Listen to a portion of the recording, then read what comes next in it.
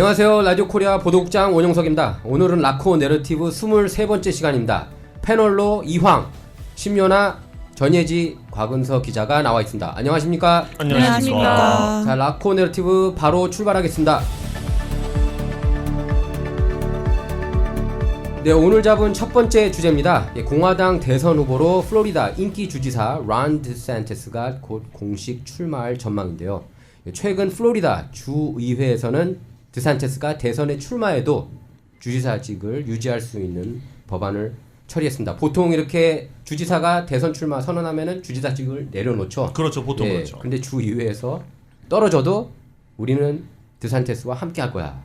이런 메시지를 보냈습니다. 그러니까 워낙에 이제 좀 잘했다는 그런 평가를 받고 있으니까요. 자, 황 기자, 론 디샌티스 이번 뉴스 어떻게 생각하세요? 뭐 일단 주지사직을 대통령 선거에 나감에도 불구하고 유지해 주겠다는 것은 그만큼 지금 플로리다 주에서 굉장한 지지를 받고 있다라고 볼 수 있고요. 반대로 얘기를 해보면 플로리다 주가 지금 이제 완전 공화당이 장악을 했구나라고 볼 수 있는 것이, 사실 론 드샌티스 주지사는 어떻게 보면 조 바이든 대통령의 가장 큰 정적이 될 수 있습니다 지금.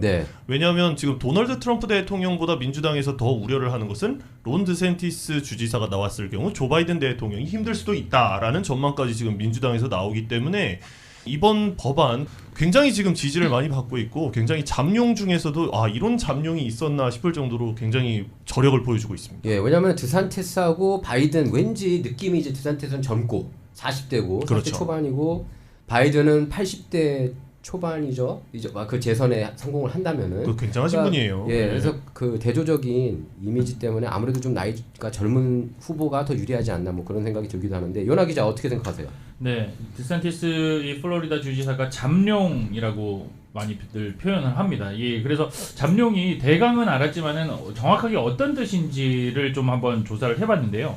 물 속에 숨어 있어 아직 하늘에 오르지 않은 용이라는 뜻이 있고, 그 뜻을 알아봤군요. 네네. 또 한편에는 왕위를 잠시 피해 있는 임금이나 또는 기회를 얻지 못하고 묻혀 있는 영웅이라는 뜻입니다. 그래서 참 이 뜻을 풀이를 해보니까 진짜 론 디샌티스가 정말 딱 맞는 말이다. 지금 어떻게 보면 공화당에서 그렇게 지지를 받고 좀 인기 몰이를 하고 있는데, 이제 트럼프 전 대통령의 빛에 가려서 이제 날개를 피지 못했던 그런 사람이지만 이번에는 좀 다르다. 지난번 대선까지는 좀 그런 부분들이 상당히 많이 있었지만은 이번에는 다르다. 그렇기 때문에 트럼프 전 대통령도 각종 온갖 SNS나 여러 가지 수단을 동원을 해서 론 디샌티스를 지금 누르고 있습니다. 지금 배신자라는 소리도 하고 있고, 지금 여러 가지 이제 하고 있는데, 대통령 선거도 마찬가지지만은 이제 대통령 선거를 출마를 할 때는 그 자리가 공석이 되지 않습니까? 그렇죠. 근데 이제 그만큼 필요하고 이 플로리다 주에서도 그만큼 지지층이 많고 확고하다는 거는 정말 이제 앞으로 결과는 어떻게 될지는 모르겠습니다만은 이제 이번 대선이 아니더라도 다음 대선에는 충분히 차기 정말 대통령감이 아닐까라고 생각을 좀 조심스럽게 해볼 수가 있겠습니다. 그러니까 또 플로리다주가 원래 경합주 아닙니까? 퍼플 스테이트였는데 여기를 완전히 적색주로 만든 게 드샌티스의 뛰어난 그런 주 운영 능력 덕분이다, 이런 평가가 나오고 있어요. 자, 예지 기자. 플로리다 주의 공화당 측은 이제 이번 승인이 기존 주법을 명확히 하기 위한 것이라고 주장했고, 민주당 측은 이게 드샌티스를 위한 것이라고 비난을 했잖아요. 저는 솔직히 민주당 쪽 의견이 더 맞다고 좀 생각하는 편이에요. 디샌티스를 위해서 디샌티스가 대선에서 실패하더라도 우리들은 주지사로 맞이하고 싶다는 의견이 포함된 승인이라고 생각을 하는데, 사실 디샌티스가 올해 초까지만 해도 좀 트럼프 전 대통령이랑 표 차이가 많이 나진 않았어요. 그러니까 지지율이 막상막하였는데 가장 최근 걸 보면 에머슨 대가 지난 24일에서 25일 한 걸 보면 트럼프 전 대통령이 62% 지지를 받은 반면 디샌티스 주지사는 16%로 격차가 좀 많이 벌어지고 있는 양상이라 아무래도 이번 대선은 조금 힘들지 않을까? 그러니까 예지 기자가 아까 민주당 쪽 얘기에 좀 더 귀가 쏠린다는 거는 주지사직을 포기하고 출마해라, 당당하게, 그런 얘기인가요? 아니요, 기존 주법을 명확히 하기 위해서 했다? 라는 거보다는 드샌티스 주지사가 대선에서 패하더라도 다시 돌아오길 바라는 그거를 다시 명확히 한 게 아닐까. 떨어져도 걱정하지 마라. 우리 사실 받아주겠다. 모든 정치가 그렇습니다만 항상 선거를 나갈 때는 배수진을 치고 나가지 않습니까? 보통 그렇죠. 되면 되고 아니면 떨어지는. 그렇죠. 보통 연방 하원 의원들 같은 경우에는 뭐 예전에 람파 같은 경우에도 자기 그 내려놓고 출마하고 보통 내려놓고 출마하죠. 그렇죠. 이거 은서 기자 어떻게 생각하십니까? 저는 모든 상황이 디센티스 주지사한테 어쨌든 뭐 손해 볼 거는 없다고 없는 방향으로 가고 있다라고 생각을 하는데요. 앞서 플로리다주가 지난달 말 주지사가 사임 안 하더라도 대통령 출마를 허용하는 선거 법안을 앞에 말씀하셨듯이 통과를 시켰는데요. 어쨌든 디센티스 주지사한테는 만약에 떨어지더라도 손해볼 건 없는 것 같다는 생각이 듭니다. 저 말이 딱 맞네요. 손해볼 거 없는 장사예요. 그렇죠. 뭐 여러모로 뭐 드산테스한테는 제가 볼 땐 드산테스는 이걸로써 뭐 손해 보는 게 없는 것 같아요. 대선 출마를 해도 그럼요. 안 된다고 하더라도 이미 그 전국적인 그런 지지도를 더 끌어올릴 수 있는 기회라서 제가 볼 때는 해볼만 하다고 봐요. 그리고 그래야지 당내 경쟁도 좀 재미가 있고. 그렇죠. 그리고 뭐 지금 공화당 내부에서 뭐 아까 잠룡이라고 얘기를 하고 이제 뜻을 설명을 해주셨습니다만 그런 잠룡들이 두드러지는 잠룡들이 지금 공화당에 없는 상황이고요. 또 한편으로는 이번에 그 대선 출마해도 주지사직을 유지할 수 있는 이런 법안을 통과를 시키면서 장단점이 좀 있는 것 같아요. 네. 보통 이제 뭐 대선에 출마를 한다. 아까 황 기자가 얘기했던 것처럼 배수진을 치고 나가야 좀 정말 혼신의 힘을 다해서 열정적으로 할 텐데 그렇죠. 아무래도 이제 믿는 구석이 있다 보면 아무래도 좀 사람이란 게 조금 이렇게 시들해지고 나 전력 질주 안 하겠다. 전력을 안 할 수 있다라는 그런 단점이 좀 있을 수도 있어요. 근데 공화당 입장에서 보면 아무래도 조금 지금 여론조사의 결과도 그렇고 트럼프 쪽으로 조금 기우는 느낌이잖아요. 지금 아직 뭐 모르겠지만은 그렇죠. 그러면 이번 기회를 통해서 이 드센티스를 정말 이 전국구로 좀 한번 이름 한번 날려보자. 네. 그래서 이제 그 지지 이만큼 이런 사람들도 있다 모르는 사람한테 좀 알리는 기회고 다음 대선을 위해서 조금 준비를 해놓는 그런 작업이 아닐까라는 생각도 해봅니다. 네, 맞아요. 근데 이제 드산테스가 이제 뜰 수밖에 없는 게 너무 주 운영을 잘했다. 잘했죠. 심지어 민주당 저희 캘리포니아에서도 많이 갔어요. 네. 플로리다 쪽으로. 특히 코로나19 팬데믹에 대처를 잘했다는 그런 평가를 받고 있지 않습니까? 그렇죠. 이 코로나19가 터지고 나서 가장 각광을 받았던 두 주지사가 있죠. 네. 이 드센티스 플로리다 주지사와 게빈 뉴섬 캘리포니아 주지사인데 굉장히 극명하게 나뉘었습니다. 이 캘리포니아주 같은 경우에는 셧다운을 했었고요. 플로리다주 같은 경우에는 CDC 연방지침이 내려왔음에도 불구하고 굉장히 완화된 코로나19 지침을 폈었죠. 그 당시에는 디즈니랜드도 문을 닫지 않았다. 맞아요. 그렇죠. 맞아요. 네. 네. 디즈니 월드. 네, 디즈니 월드. 죄송합니다. 네. 디즈니 월드도 문을 닫지 않았고, 그래서 경제적인 측면에서 굉장히 부강해졌다. 플로리다 주가. 반면 캘리포니아 주는 락다운을 했음에도 불구하고 굉장히 수치가 그 당시 치솟았고 사망자도 많이 나왔고 전국에서 최고로 악화하던 주역이기 때문에. 그럼에도 불구하고 뭐 의료적인 측면에서 위기를 잘 넘겼다 해서 게빈 뉴섬 주지사가 인기가 많이 올랐었는데 그때뿐이었죠. 사실. 근데 드센티스 주지사는 좀 먼 훗날을 내다봤을 때 코로나19가 잠잠해지니까 그 여파가 약했다 보니까 지금 계속 유지되고 있는 것이고 플로리다 주가 좀 부강해질 수밖에 없었다. 그런 측면에서 많이 인기를 얻지 않나 생각이 드네요. 맞아요. 그리고 또 코로나19 대처에 있어서 백신보다는 치료에 좀 더 집중했대요. 그 보건국장도 이렇게 교체를 했습니다. 백신 좀 회의적이지만 좀 치료를 좀 더 중시하는 그런 보건국장으로 바꾸면서 그게 이제 좀 통했던 것 같아요. 네. 또 이제 성 정체성 어린이 교육에 있어서 굉장히 성 정체성 및 젠더 교육 금지 조치를 담은 법안을 통과시켰죠. 그래서 디즈니 월드와 지금 굉장히 한판 붙고 있지 않습니까? 지금 붙고 있죠. 그래서 지금 서로 간에 소송하고 있죠. 왜냐하면은 드산테스는 그거잖아요. 어린이들한테 동성애 그리고 성전환 이런 거 가르치기 싫다. 그것뿐만 아니라 이성애조차도 그러니까 이성 간의 섹스도 어린이들한테 교육하는 거는 말이 안 돼요. 제가 알고 있기로는 초등학교 3학년 밑으로는 그런 거를 안 가르쳤으면 좋겠다. 그렇게 얘기를 했거든요. 근데 그 말에 이제 학부모들 심금을 울린 것 같아요. 그 말이. 제가 뭐 가끔씩 보도국장님이랑도 그런 얘기를 하지만 이거는 민주당과 공화당을 떠나서 제가 성소수자 혐오자도 아니고 근데 저는 제 자식이 태어난다면 저는 그럴 것 같아요. 저는 성관계라던가 성소수자라는 뭐 성과 관련된 그런 것들은 이 가르치기 싫다 내 아이한테. 근데 부모님이시잖아요 두 분 다. 어떻게 생각하세요? 필요는 합니다. 성 관련 교육은 필요하지만은 솔직히 모든 부모 모르겠어요. 저는 제가 부모 입장으로 봤을 때는 제 아이가 성소수자로 살아간다? 걱정이 많이 될 것 같아요. 네. 네. 그러니까 초등학교 3학년 이하 저는 이제 성이란 걸 몰랐으면 좋겠어요.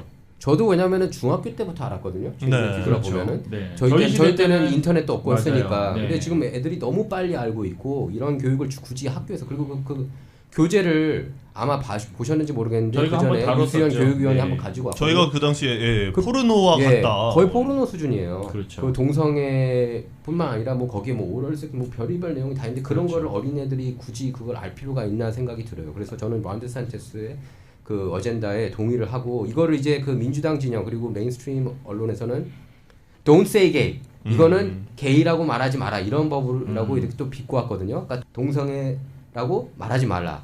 근데 그 동성애라고 말하지 말라가 아니라 그냥 섹스 자체를 말하지 말라. 저는 약간 그런 쪽으로 받아들여요. 그런 의미에서는 저는 왜냐하면 아이들이 최대한 오랫동안 순수함을 저는 간직하는 게 중요하다고 그렇죠. 보거든요. 네. 근데 일단 성에 눈을 뜨게 되면은 그 순수함이 조금 변질되는 건 그건 부인할 수 없는 사실이라고 봐요. 사실 지난주에 김신우 기자가 한번 얘기를 했던 게 생각이 나는데 그 당시 김신우 기자가 그렇게 얘기를 했어요.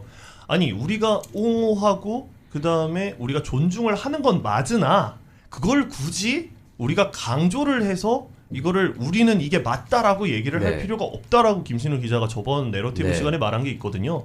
저는 그 말에 전적으로 동의를 하는 건 아니 우리가 무시를 하거나 뭐 혐오하는 게 아니지 않습니까? 그렇죠. 아니 그렇다고 우리가 뭐 우리 권리를 알아주세요 해서 그렇게 강하게 나오고 또 그거를 또 동조를 해서 그렇게 한다는 것 자체는 아니 뭐 저희가 기본적인 일반론을 놓고 봤을 때 일반론을 저희가 뭐 강조를 해서 배우는 게 아니잖아요. 일반론이니까 네. 일반론이 되는 건데 예. 근데 이거를 계속 일반론이 아닌 거라고 치부를 하면서 그거를 강조를 해버리면 그러면 계속 악영향밖에 안 되는 거라서 저는 이 성소수자 뭐 이런 정책들을 좀 펴고 싶으면 그거에 대해서 좀 이게 일반론처럼 만들어야 되는데 일반론이 아니라 계속 이걸 주입식으로 넣는다는 맞아요. 자체가 저는 좀 어불성설이 아닌가라는 생각이 드네요. 예. 그래서 론 디산티스도 그렇게 얘기를 했어요. 이거는 성소수자 그분들 인권은 당연히 존중하는 거지만 이거 자녀들 교육은 차원이 다른 문제다. 그렇게 얘기를 해서 이제 학부모들이 많이를 동의를 한 겁니다. 이 론 디센티스 주지사가 좀 뚝심 있게 그게 좀 이제- 자기의 확고한 어젠다를 가지고 밀어붙이는 거에 대해서 뭐 민주당 쪽에서는 이제 뭐 거기에 대해서 자꾸 비판도 하고 이렇게 하긴 하지만은 뭐 어떻게 부인할 수 없는 거예요. 맞는 말만 하거든요. 네, 예. 뭐 환경 문제라든지 교육 문제라든지. 네. 그 도널드 트럼프 대통령과 지금 이제 론 드센티스 주지사가 아마 경선에서 맞붙게 되면 네. 나중에는 공화당 가치를 누가 더 많이 보존을 하면서 이제 후보로 나갈 것인가인데 지금 제가 봤을 때는 공화당 측면에서 봤을 때는 론 드센티스 주지사가 지킬 건 지키고 아니다라고 하는 건 아니다라고 얘기를 하고 있는 것 같아서 예. 둘의 색깔이 참 다른 것 같아요. 그렇죠. 예, 트럼프 같은 전 공화당인데. 대통령은 이제 어쨌든 뭐 일단 미국 국수주의를 좀 강조를 하면서 그렇죠. 이제 바깥쪽으로 우리가 미국인이 이렇게 위대하다라는 걸 좀 많이 강조하는 편이고 론 드센티스 같은 경우에는 일단은 진짜 인간의 기본적인 부분들을 이제 네. 공화당 측면의 입장에서 얘기를 하는 거죠. 예, 론 디산티스가 사실 연전연성 거두고 있고 2020년 선거도 보면은 뭐 65개 카운티 중에 62개를 거의 접수했고 마이애미 웨이드인가요? 거의 민주당이 수십 년간 지배해 왔던 지역까지 이렇게 장악을 했습니다. 네. 그리고 이 주의회를 워낙 정치를 잘하다 보니까 이 사람이 연방에 가서도 솔직히 잘할 거다라고 그렇죠. 저도 솔직히 그렇게 봐요. 데산티스가 가면은 굉장히 그 실용적으로 잘할 것 같습니다. 왜냐하면 또 연방 상하원 선거도 있지 않아요? 네. 내년 연방 상원도 공화당이 장악할 가능성이 높대요. 왜냐하면은 그 민주당이 디펜드해야 될 게 더 많기 때문에. 근데 지금 뭐 저는 그런 것 같아요. 이 론 드센티스 주지사가 지금 어떤 슬로건을 내걸고 있는지 모르겠으나 저는 지금 제가 느끼는 이미지는 지킬 건 지키되 약속을 했으면 약속도 지킨다. 예. 이런 이미지라서 예. 굉장히 좋게 보이네요. 능률적인 그런 대통령이 될 것 같아요. 솔직히. 그렇죠. 뭐 조금 이상적인 대통령이 아니라 예. 그냥 현실적인 예. 대통령이 되는 거죠. 뭐 여러 가지로 이제 기대도 되고 하는데 이제 트럼프는 또 각종 논란이 많지 않습니까? 각종 그렇죠. 논란이 많아서 그런 배기지를 항상 끌고 다니는데 드산티스는 아직 그게 없다. 근데 단지 이제 트럼프는 그거죠. 내가 지지하지 않았으면은 주지사 처음부터 안 됐다. 그 말은 맞아요. 그렇죠. 트럼프가 지지해준 덕분에 지지율이 올라가지고 그 당내 경선에서 이기고 주지사가 된 건 맞습니다. 그래서 지금 배신자, 너는 배신자야 지금 그 카드 꺼내고 있는데 과연 둘의 대결이 어떻게 될지 흥미로워요. 당내 경쟁이 그래도 재밌어야 되는 거 아니에요? 재밌어야죠. 네? 그렇죠. 그래야 지루하게 예. 가는 그렇죠. 예, 그래서 사실 어떻게 보면 정말 초대형 이벤트인데요. 네, 선거는. 예, 그래서 어떻게 불간의 대결이 펼쳐질지 주목해 보도록 하겠습니다. 자, 라코 내러티브 두 번째 주제로 돌아오겠습니다.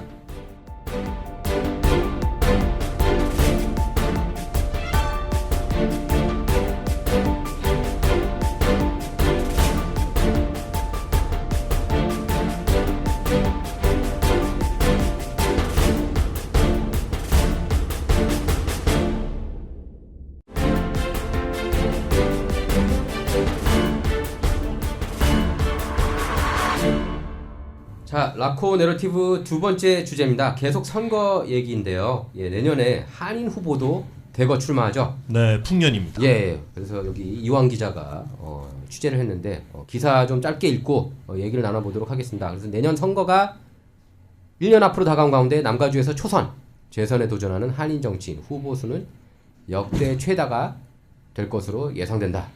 또 선거구 재조정에 따른 정치적 지형 변화와 유권자 전원에게 우편 투표 용지 발송, 또 내년 선거가 투표율이 높은 대선과 맞물린 변수가 크게 작용할 것으로 전망된다. 대선과 함께 치러지는 내년 선거, 대통령 선거만큼이나 한인 정치 후보들의 재선과 초선에 관심이 집중되고 있다.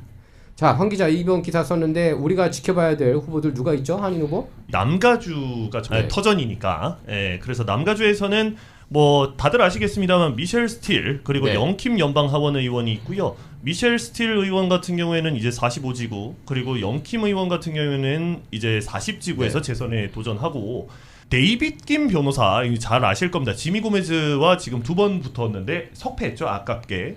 근데 이제 지금 세 번째 도전을 앞두고 있다라는 예상이 나오고 있고, 데이빗 김. 네.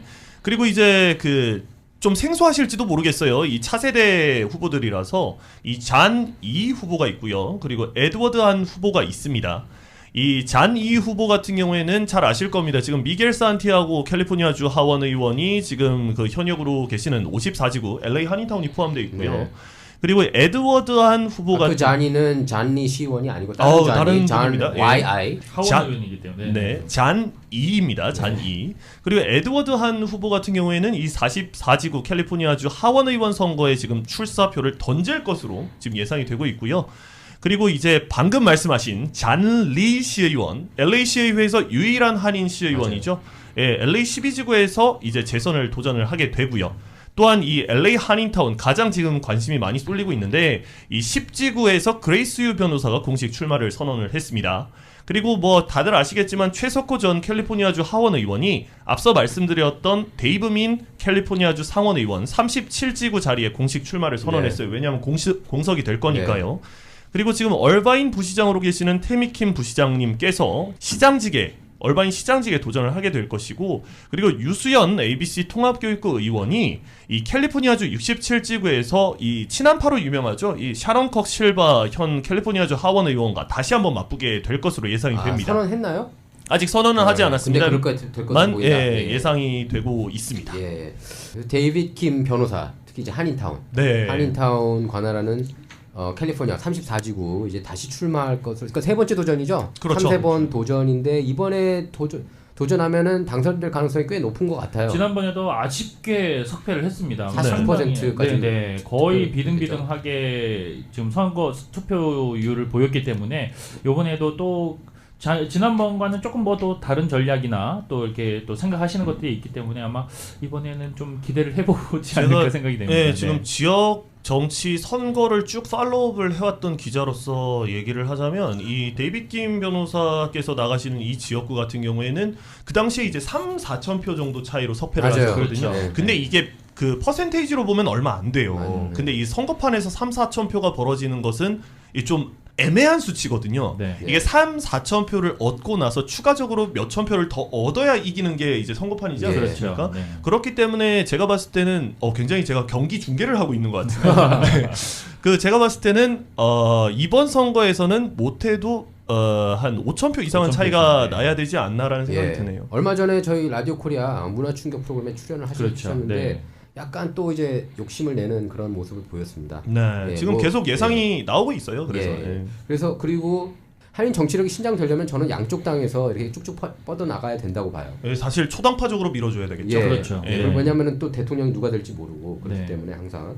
그래서 스틸 의원 같은 경우에는 그 지역 주민들한테 인기가 많은 것 같아요. 물론 정치도 잘하고 있지만 어떻게 보세요? 사실 뭐 미셸 스틸 의원 같은 경우에는 이 예전 오렌지 카운티 슈퍼바이저 시절 때부터 이 지역구를 사실 어떻게 지역통이라고 불러야 될까요? 예, 네. 굉장히 지역 친화적인 그 정치인이었고 또한 지금 미셸 스틸 의원의 가장 강점은 이 베트남 커뮤니티가 그 지역구에서 굉장히 맞아요. 셉니다. 네. 근데 그 베트남 커뮤니티와 굉장히 돈독하게 관계를 가지고 있다. 그렇죠. 그 지역이 뭐 가든그로브나 부에나파기나 그렇죠. 뭐 이런 이쪽 지역이기 때문에 거기를 접수한 것 같아요. 네. 근데 그래서 사실은 이 지역구가 요번에 그 선거구 재조정이 되면서 맞습니다. 굉장히 힘들 것이다라고 생각됐었던 원래는 지역이었어요. 민주당이 조금 유리한 지역이에요. 이 네, 지역이. 그렇죠. 예, 근데 지금 이제 미셸 스틸 의원이 그래서 이제. 이제 50대 50이다라고 했는데 미셸 스틸 의원이 이 보니까 왜냐하면 여기는 아시안 비율이 높거든요. 네. 베트남 지지층을 모조리 끌어오면서 예, 승리를 했다. 이번 선거에도 좀 다르지 않을 것이다. 다만 이 지역구 같은 경우에는 민주당에서 어떻게든 수복을 해야 되는 지역이기 때문에 엄청나게 지원을 아끼지 않을 것이다라는 예상이 나와서 좀 지켜봐야 될 것 같습니다. 사실 스틸 의원이 작년에 이제 그 제이첸 그렇죠. 대만계 네, 제이첸 후보가 맞붙었는데 제이첸이 약간 좀 보네드 플레이를 몇 번 했어요. 그 아시안 비하 발언으로 좀 논란되지 않았습니까? 자기도 이민자면서. 그 저기 그 미셸 스틸 의원께서 뭐 원어민 그런 발음은 아니시잖아요. 근데 그거를 막 비꼬았어요. 그것도 유대교 그 회당에서. 그게 이제 베트남계 민심을 완전히 돌린 것 같아요. 왜냐하면 선거 캠페인 본부가 베트남계 커뮤니티에 있었어요. 사실 그리고 이미지 자체가 제이첸 그 당시 후보 같은 경우에는 이미지 자체가 그 지금 영킴 의원께서 당시에 그 보좌관으로 계셨던 그 외교위원회 위원장이셨던 에드로이스 예, 전 의원과 또 한번 맞붙었었고요. 네. 그리고 영킴 의원과 맞붙는다고 해서 지역구를 바꾸신 분이에요. 네. 예, 맞아요. 그랬었어요. 예, 맞습니다. 그랬기 때문에 카페 빼고. 네, 그래서 굉장히 철새다 뭐 이런 이미지가 있었기 때문에 근데 또 미셸 박스틸 의원이랑 붙겠다고 해가지고 또 한 번 지역구를 바꾸지 않았습니까? 맞아요. 예, 그렇기 때문에 뭐 지역구 텃밭이 없는데 누가 찍어줬겠냐. 네. 예, 그래서 이번에 정말 넉넉한 수치로 이기셨기 때문에 이번 재선도 한번 지켜봐야 될 것 같네요. 예, 지금 미셸 스틸 의원이 저 영김 의원하고 그 북한 이산 가족 상봉 그 미주 한인 네네. 북한 이산 가족 상봉한 법안도 이렇게 추진하고 계시죠. 네. 하고 계시죠. 어떻게 보면은 정치계 한인 정치계 쌍두마차라고 볼 수 있죠. 그렇죠. 그런 것 같아요. 네. 어른들이시잖아요. 예. 가장 큰 힘을 좀 발휘를 하고 있고 좀 소리를 낼 수 있는 연방 차원에서 좀 소리를 낼 수 있는 두 분이신 것 같아요. 그리고 그렇죠. 스틸 의원이 그리고 그 발이 넓어요. 네. 은근히 이렇게 발이 넓은 게 또 이제 얼마 전에 대선 출마한 레리 엘더 그 주지사 후보였죠 작년에는.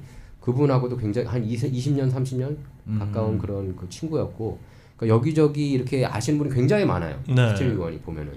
그리고 또 이제 영김 의원 빼놓을 수 없죠. 영김 의원 같은 경우에도 지역구를 작년에 바꿨거든요. 네. 바꿔가지고 출마를 했어요. 40지구에서. 네. 근데 이제 압승을 거뒀죠. 뭐 사실 근데 이 지역구를 바꿨다기보다 이게 선거구가 재조정이 되면서 이 어쩔 수 없이 좀 옮겨갔다. 네. 근데 이 지금 보면은 뭐 40지구 같은 경우에는 요발인다, 참- 애너하임 힐스, 뭐 오렌지, 치노힐, 미션 비에호, 터스틴 그런 지역을 포함하고 네, 맞습니다. 있어요. 한인들이 이게 또 많이 원래 있습니다. 네. 예, 원래 영김이 이쪽이 아니에요. 네, 사실 사실 영김은 그렇죠. 45지구 쪽이 사실 더 가깝고, 네네. 예, 원래는 45지구 또 방금 그런 말씀하신 일이 있었대요. 지역구 같은 경우에는 사실 여기가 한인들이 많다고 하셨는데 한인들보다는 그 한인 저희는 거의 없죠, 여기는. 우스갯소리로 얘기를 한다고 하면 이게 공화당 지역구들이 짜집기 된 지역구다. 네. 그래서 공화당 지역구가 짜집기 되다 보니까 공화당 초강세 지역으로 꼽히는 맞아요. 지역이거든요. 네.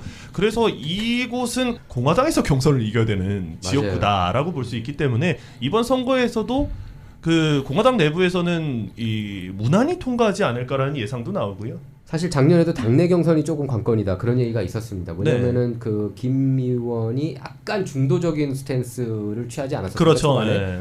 근데 요새 메시지를 보면은 조금 우파적이에요. 아 예. 확실히 이 지역구 때문에 조금 그 신경을 신경을 안 안 쓸 수가 수가 없죠. 없어요. 네. 예, 그리고 보니까. 케빈 메카시 그 의원에게 굉장히 지지를 받고 있고요. 하원 의장. 예, 하원 의장에게. 그렇기 때문에 공화당 내부에서도 전폭적인 지지를 받지 않을까라는 생각이 드네요. 그리고 그리고, 그럼에도 불구하고 진짜 이 공화당임에도 불구하고 이 지역에서 그래도 지금 이 캘리포니아 안에서 전폭적인 지지를 얻고 있는 게 저도 뭐 두 분을 다 뭐 기자 생활 할 때는 네. 아니었지만은 다 만나 뵀을 네. 때 정말 이 하원 의원처럼 안 느껴졌어요. 진짜 네. 동네 맞아요. 옆집 네. 그 아줌마처럼 굉장히 네. 친근하시죠. 너무 네. 친근하게 제가 예전에 그 소스몰에서 이제 길거리 노래방을 진행을 하고 네. 있을 때 영킴 의원이 오셔가지고 노래도 한 곡 부르고 가셨어요. 그러시면서 너무 소탈하게 편안하게 주민들과 대화하시고 이런 만남의 장들을 하는 거 보고 아 정말 이 잘하시는 분들은 뭐가 달라도 다르구나. 무슨 노래 불렀어요? 김에? 기억은 안 납니다. 잘 불러요? 오래전 일이라서. 잘 불러요? 나쁘진 않았었던 것 같아요. 뭐 네. 목소리가 좋으니까. 뭐 김 의원 같은 경우에 사실 그 주류 언론에 많이 나왔어요. 그리고 그렇죠. 네. 방송을 많이 탄다 이렇게 말씀을 그렇죠. 잘하셔서 네. 이렇게 그 뭐 박스 뉴스에도 자주 출연하시고 네. 박스 비즈니스 네트워크 뭐 또 이런 데서도. 아름다우시잖아요. 그렇죠. 그리고 저기 얼마 전에 폴리티코에서 이렇게 가장 우수한 그런 정치인 중에 한 명으로 또 이렇게 영김 의원을 지목해서 화제가 되기도 했습니다. 제가 볼 때 영김 의원 될 것 같고, 그죠? 네. 재선. 그리고 재선이 아니고 삼선이죠. 재선이죠. 재선인가요? 네, 재선이고 저희 미셸 스틸 의원도 역시 무난하게 이렇게 당선이 될 것으로 보이고 데이빗 김 변호사 가능성 어떻게 보세요? 어렵네요. 5대5. 이게 50대 뭐 50. 솔직하게 말씀드리면 됐으면 좋겠지만 네, 됐으면 당연하죠. 좋겠지만 바람을 뭐 한인 의원 많이 네. 됐으면 좋겠지만 됐으면 네. 좋겠지만 상대가 지미 고메즈입니다. 쉽지는 않은 네. 선거라고 생각합니다. 사실 그리고 그 지역구가 한인타운만 놓고 봤을 때는 한인 비율이 높다라고 얘기할 수 있지만 네. 어떻게 보면은 이 그 데이빗 김 변호사가 나간 이 34지구는 굉장히 히스패닉 비율이 그렇죠. 높아요. 네. 예, 라티노 유권자 비율이 높기 때문에 이 아무래도 팔은 안으로 굽는다고 그래서 지미 고메즈 의원한테 표가 쏠리는 양상을 보였는데도 불구하고 얼마 차이 안 나고 지금 계속 이렇게 선거를 진행해 왔거든요.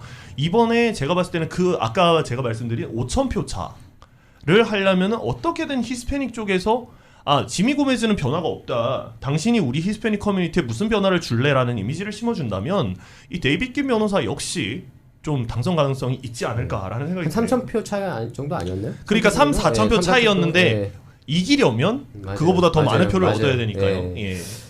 전 데이빗 김 변호사 3번 네, 3세 반. 통할 가능성이 있다고 봐요. 근데 만약 떨어지면 너무 저 뼈 아픈 패배가 될 것 같아요. 그렇죠. 사실 이번에 저는 좀 작심하고 너무 잘 됐으면 잘했으면 좋겠는 게 이게 정치적으로 봤을 때는 같은 후보와 3번 붙어서 3번 다 지게 되면 그렇죠. 이 차후 다시 또 출마를 할 때 굉장히 무리가 있거든요. 힘들죠. 3번 나와서 3번 다 떨어지면은 보통 제가 볼 때는 4번째 안 나와요. 그렇죠. 예, 네, 그렇기 때문에 정계 무대를 보면 잘 됐으면 다 그렇습니다. 좋겠습니다. 예. 자, 그리고 저기는 어떤 것 같아요? 자니 LA시로 돌아가서 LA 시청에서 자니가 이번에 3선이죠. 정확하게 엄밀하게 맞습니다. 따지면 네. 보궐선거 통해서 이제 들어왔고 시의회에 지금 최초는 아니죠.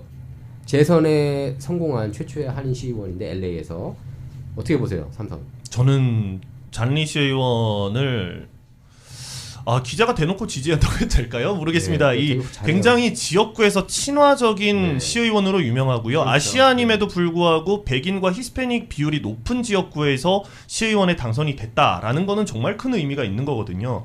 뭐 4지구나 10지구에서 한인 시의원이 됐다라고 하면 이상할 게 없습니다. 근데 저는 12지구 그 당시에 이제 후보로 뛰셨을 때 보좌관 시절부터 계속 쭉 봐왔는데 네. 굉장히 지킬 건 지킨다. 아까 뭐 론 드센티스 얘기를 했는데 좀 그거와 비슷한 지금은 무소속입니다만 좀 중도 보수에 가까운 조 부스카이노 전 시의원과 굉장히 좀 이 정치적인 색깔을 나란히 했던 시의원으로서 저는 또 유일 한인 시의원이고요. 네. 그렇기 때문에 저는 잘 되지 않을까라는 생각이 드네요. 한인 사회가 전폭적으로 좀 이렇게 지지해줘야 되는 그런 후보이자 의원이 현역 의원이 아닌가 싶어요. 말단 보좌관부터 있었대요. 그럼요. 그 12지구에서 말단부터 이렇게 쭉 수석 보좌관까지 이어서 이제 당선이 돼서 그리고 이렇게 12지구 의회 토박이기 활동을 때문에 하고 동네 계시고. 사람들이 다 알아요. 맞아요. 네. 이렇게 그 신호등 건너면 다 누군든지 항상 아는 사람 만난다고 하더라고요. 잔 네. 의원이. 그래서 잔 의원이 선전했으면 좋겠고 특히 이렇게 백인 지역에서 이렇게 그 활약하고 있다는 게 더 눈길을 끄는 게 아닌가 싶습니다. 잘 됐으면 좋겠어요. 예, 한인타운도 아닌데 이렇게 맹활약해서 좋고 이제 10지구 저희 한인타운. 어렵네요. 한인타운이 다 들어가 있죠 이번에는 LA 네. 10지구 그레이스 유 변호사 그리고 전 한미연합회 사무국장께서 세 번째 도전이에요 이분도 3번 네.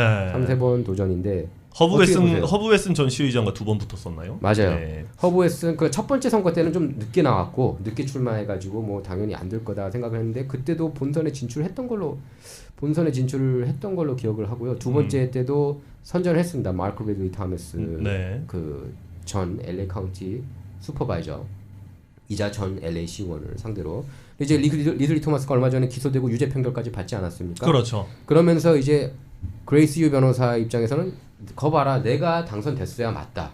내가 2등을 하지 않았느냐. 저는 그 말에 어느 정도 동의가 되고 그래서 이번에 출마한 것도 찬성을 해요. 근데 이제 세 번째거든요. 근데 이번에 어떻게 좀 쉽지 않을 거라는 생각이 또 들어요. 이번 자, 선거도. 이번에 네. 보게 되면은 어떻게 보면 가장 큰 라이벌이라고 볼 수 있는 게 헤더 현 시의원이고요. 네.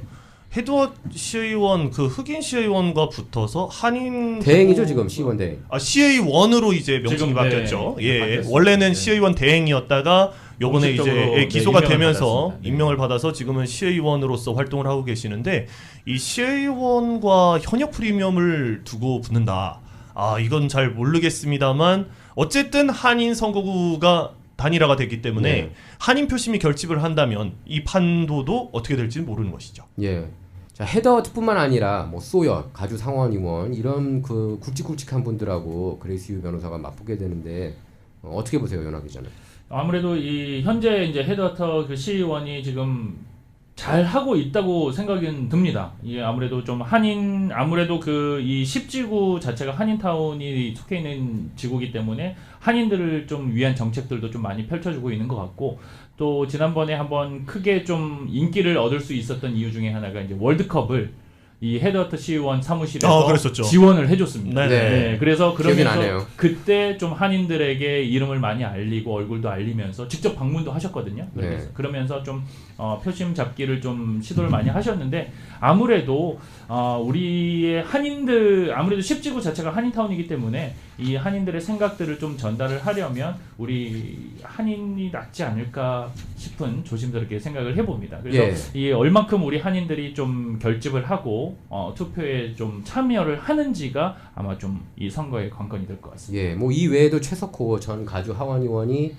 데이브민 네. 그 가주 상원 자리 공식 출마를 선언했고 뭐 태미김 어반 부시장이 시장직에 도전하죠. 네. 특히 이제 또 유수연 굉장히 활약이 좋았죠 작년에. 네. 유수연 ABC 통합교육부 위원이 또 가주 67지구에서 샤론 콕 실바하고 샤론 콕 실바 현 의원하고 재대결 펼칠 전망으로 보입니다. 그렇죠? 네. 예, 아무튼 그 한인 후보들이 다 선전해서 한인 정치력 신장에 기여를 했으면 합니다. 자, 세 번째 라코 내러티브 세 번째 주제로 돌아오겠습니다.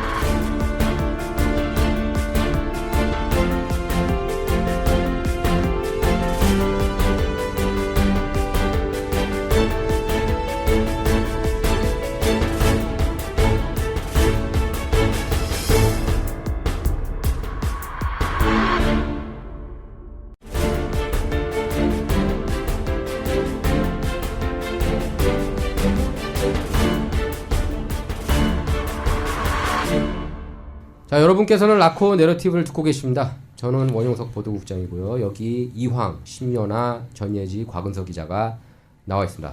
자, 세 번째 주제는 정신건강. 5월이 또 정신건강의 달 아닙니까? 네. 멘털 그 헬스 어웨어너스 먼스라고 그러는데 야, 기사 먼저 짧게 읽을게요. 이거 김나연 기자, 한국에서 김나연 기자가 썼습니다. 자, 국내에서 어린이부터 20대 중반까지, 그러니까 이게 미국에서 어린이부터 20대 중반까지의 젊은 층이 정신건강 문제로 병원 응급실을 찾는 경우가 최근 10년 사이 급증했다고 뉴욕타임스가 보도했다. 그래서 뉴욕타임스는 전국 병원 외래 진료 조사 자료를 바탕으로 한 미국 의학 협회 저널 연구 내용을 전하면서 정신적으로 위기에 몰린 젊은 층을 위한 긴급 대응 서비스가 절실하다고 지적했습니다. 자, 예지 기자, 이번 기사 보면서 어떤 생각 들던가요? 좀 MZ로서 좀 공감하는 부분이 있었고, 특히 제가 찾아봤는데 혹시 카페인 우울증이라고 들어보셨어요? 카페인 들어봤어요. 우울증이요? 예, 저는 들어는 봤어요. 근데 뭔지 자세히는 몰라요. 이게 한국에서 유행하는 단어인데 카카오 스토리, 페이스북, 인스타그램 앞 글자를 따서 만드는 카페 그 카페인이군요. 예. 재밌네. 커피와 연관이 기억해놔요. 네. 저도 그런 줄 카페인. 알았어요. 요즘 젊은 세대들이 이제 SNS를 보면서 상대적 박탈감을 느끼고 우울감을 느끼는 경우가 많아졌다고 해서 생긴 신조어인데 이런 걸 느끼는 세대가 많고 그럴 수 있다고 생각하고 있는 것 같아요. 네. 카페인. 저는 카페인이 이게 빠져서 우울증에 걸려나 처음에 그냥 제목만 보고 그런 저도 생각이 요즘에 들었어요. MZ 세대들이 얼마나 커피를 많이 마시길래 이 카페인이 부족한가 뭐 그랬는데 네. 다른 얘기였네요 전혀. 그러니까 카카오톡, 스토리, 페이스북, 인스타그램. 이러니까 하면서 제가 나이 많다는 얘기를 듣는 거예요. 어림에도 불구하고. 우울하다. 자, 우울하네요 정말. 자 뉴스 보면서 또 우울해지네요. 우울하네요. 예. 은서 기자 어떻게 생각하세요? 네. 요즘에 다들 소셜미디어는 그래도 보통은 다들 한 개씩은 갖고 계시는데요. 예를 들면 인스타그램 같은 곳에서 이제 아무래도 자기 자신이 행복할 때나 이제 좋은 상황, 그러니까 뭐 어디 놀러 갔다든지 뭐 이럴 휴식을 어디 가지러 다른 나라 뭐 여행을 갔다든지 이런 상황에서만 이제 업로드를 하기 때문에 남들이 보기에는 이제 다 좋은 얘는 맨날 이제 좋은 24시간 것만 하네. 행복한 네, 사람이구나. 24시간 행복한가 봐. 약간 이렇게 생각할 수 있는데 보여주기식 SNS도 많기 때문에 그런 걸 보고 박탈감을 가질 필요는 없을 것 같다고 생각합니다. 그렇지만 어쩔 수 없이 느끼는 것 같아요. 근데 은서 기자는 그런 걸 보면 박탈감을 느끼나요? 아니요, 저도 올리기 때문에 딱히 박탈감은 안 동질감 느꼈습니다. 느끼나요? 오히려 공감대 형성되나요?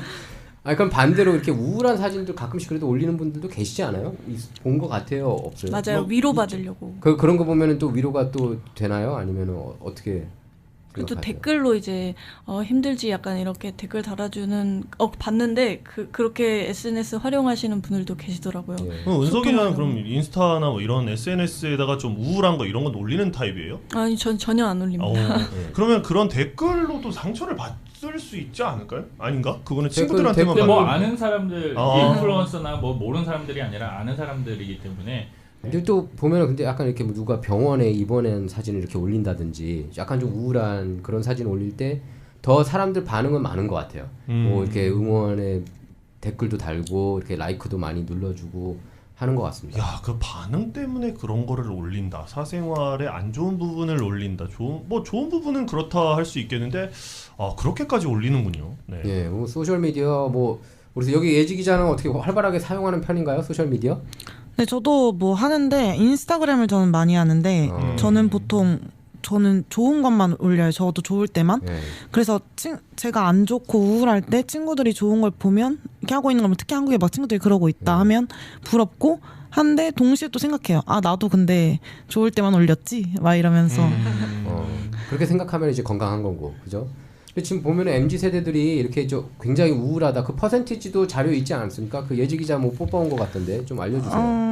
뭐 미국 심리학회 조사에 따르면 MZ 세대 중 상담 등의 방법으로 정신 건강 관련 도움을 받은 경험이 있다는 MZ 세대가 35% 이상인 반면 50대 중반 이후 베이비붐 세대는 22%, 노년층은 15%에 그쳤고요.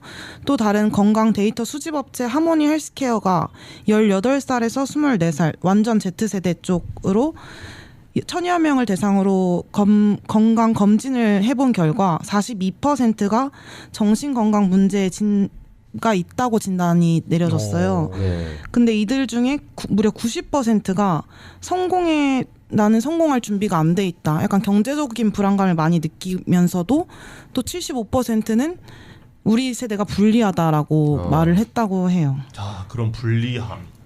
그거 참 와닿네요. 불리하다. 아니 실제로 어떻게 보세요? 예지 기자하고 은서 기자는 선배 세대 뭐 이렇게 윗 세대보다 조금 모든 조건에서 더 힘들고 불리하다 그렇게 생각하나요? 아니면 아니야 우리가 더 유리하다. 우리는 정보 교환도 더 많이 하고 더 어떻게 우리가 볼 때는 가끔씩은 좀 많이 더 편리한 그런 상황에서 살고 있다 그렇게도 생각을 할 수가 있는데 그게 오해인가요? 어떻게 생각하세요? 장단점이 저는 있다고 생각해요. 옛날에는 이렇게 많은 산업들이 있지도 않았고 뭘 해도 도전이고 시도할 수 있었고 경쟁력이 뛰어나지 않았지만 지금은 뭘 해도 약간 좀 그런 부분에서는 불리할 수도 있지만 정보화 시대가 됐기도 했고 지금 밖으로 나가지 않아도 무자본 창업이 뭐든지 가능한 시기면서도 배움의 길도 많이 열려 있고 하니까 장단점은 있다고 생각합니다. 은서 기자는 좀 어때요? 아무래도 SNS 같은 게 발달을 하다 보니까 딱히 법인 회사 같은 걸 안 차려도 SNS를 통한 마케팅이 충분히 가능한 시대가 됐습니다. 이런 것들만 보면 어느 정도 인플루언서라고 하죠. 인플루언서 같은 어느 정도 인지도만 있다면 그 사람이 예를 들어 공동구매라는 그런 것들을 요즘에 많이 진행을 하더라고요. 약간 이런 것들을 통해서 수익을 엄청 창출하기도 하고 굳이 회사를 차리거나 다니지 않더라도 이렇게 수익을 창출할 수 있게 되다 보니까 이런 식으로 변화 같은 건 많은 것 같아요. 그러면은 선배 세대랑 비교를 했을 때 나는 좀 불리한 세대에 태어났다라는 생각은 들어요. 그렇지는 그렇진 않아요. 저희가 불리한 것 같아요. 저는. 네. 못 따라가서요. 근데 그거는 맞아요. 네. 우리가 최소한 어느 세대인지는 알아요? 나 모르는 것 같아요. 우리 세대가 뭐라고 어떤 세대라고 불렀는지 혹시 아세요? 기성세대. 뭐 정확한 표현이에요. 기성세대. X세대. 고인물. 한때 X세대의 X세대. 소리를 들었고 아니 저기 그거는 도덕장님 S세대. 나는 X세대고 그 다음에 이제 Y 아니었나요? Y는 다른 건가요? 황 기자랑 연아 기자가 저까지도 X세대. X세대예요? 저는 MG 중에 M이거든요. 밀레니얼 세대거든요. 아, 저는 간신히 간신히 그 언저리. 경계선 간신히 88 올림픽 세대입니다. 그러니까 그런 생각 어떤 생각 들어요? 우리 세대 뭐 더 윗선배 세대들을 보면은 저는 일단 요즘에 저 친구들을 보면 그 아무래도 이제 앞에 예지 기자님께서 말씀하신 기성세대 분들과 같이 회사 같은데 생활을 하다가 이제 퇴사를 한다거나 하는 친구들이 있었는데 얘기를 들어보면 이제 그분들에 비하면 내가 아무래도 기성세대에 비해서는 나 자신을 먼저 생각을 한다고 생각을 했어요. 왜냐면 나 자신이 이제 조금 더 불리함을 느꼈다거나 사내에서 아니면 뭐 차별을 받고 있다거나 혹은 이제 정신적으로 이제 타격을 받고 있다고 생각을 할 때 기성세대들은 그래도 어떻게 내가 선택한 회사인데 쉽게 이렇게 퇴사를 못 한다고 이렇게 고정관념이 있었다면 요즘 분들은 내가 먼저 우선이 되다 보니까 나 자신을 먼저 우선시하는 것 같아요. 그렇다 보니까 아무래도 돈 같은 것도 경제관념이 없다 이렇게 생각하실 수도 있지만 돈 같은 것도 이제 무조건 모으기보다는 나 자신이 지금 당장 행복한 선택을 하기 위해서 뭐 좀 무리를 하는 친구들도 있고 뭐 이런 것 같더라고요. 맞아요. 근데 저도 이제 이 예지 기자나 은서 기자, 뭐 우리 채원이 기자, 저기 우리 신우 기자, 뭐 이런 친구들이랑 세나 기자, 뭐 이런 세나 기자도 사실 그 세대는 아닌 것 같고, 그 친구들이랑 해보면 이게 내가 하는 게 맞지 않구나라고 생각할 때가 꽤 있어요. 그래서 굉장히 좀 조심스러워하는 부분이. 안 그러신가요? 저도 되게 노력합니다. 저도 뭐 황 기자랑 뭐 한 6살 차이 나지만 근데 예지 기자랑 띠동갑이신가요? 띠동갑이네. 이 요즘 흔히 하는 말로 이제 꼰대라 그러죠. 네. 꼰대 소리를 안 들으려고 상당히 많이 노력을 하고 제 자신 스스로 정신무장을 많이 하는 편입니다. 저는 이제 꼰대라는 그 말을 들으면 나는 저기 친근감 느껴지던데 이제는. 저는 사실 반 포기했어요. 저는. 뭐 그렇다고 뭐 막 저거 한 건 아니지만 쉽지 않더라고요. 예지 기자는 어떻게 생각해요? 윗선배 세대들 보면 아무 생각 안 나나요? 아니면 어때세요? 저기 좀. 근데 조금 다른 것 같은 게 저희 부모님 세대 때나 이때 보면은 그때는 정말 못 사는 분들이 너무 많았고 경제가 너무 힘들었잖아요, 많이.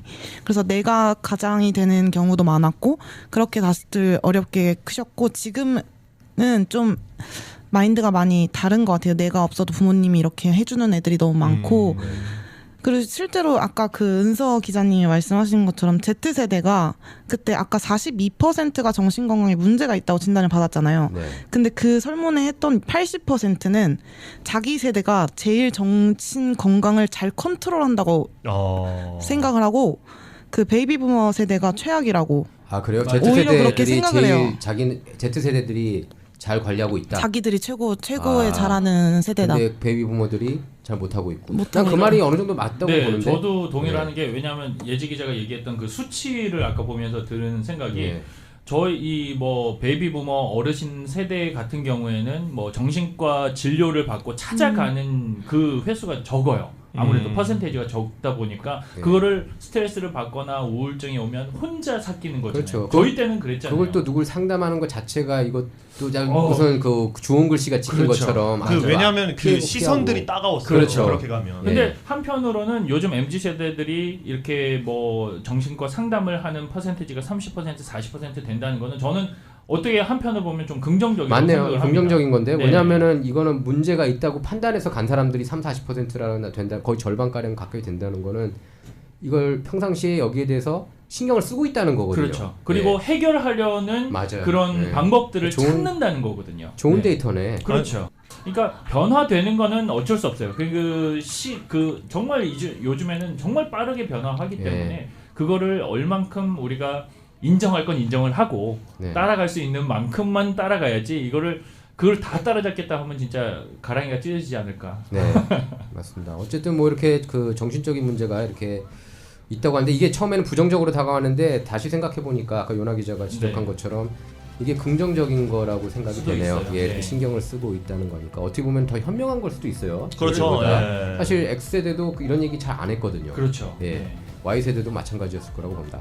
자, 오늘 라코 내러티브 방송은 여기서 마치도록 하겠습니다. 예, 청취자 여러분 소감은 저희 유튜브 게시판을 통해 전해주시기 바랍니다. 애청해주셔서 감사합니다. 감사합니다. 감사합니다.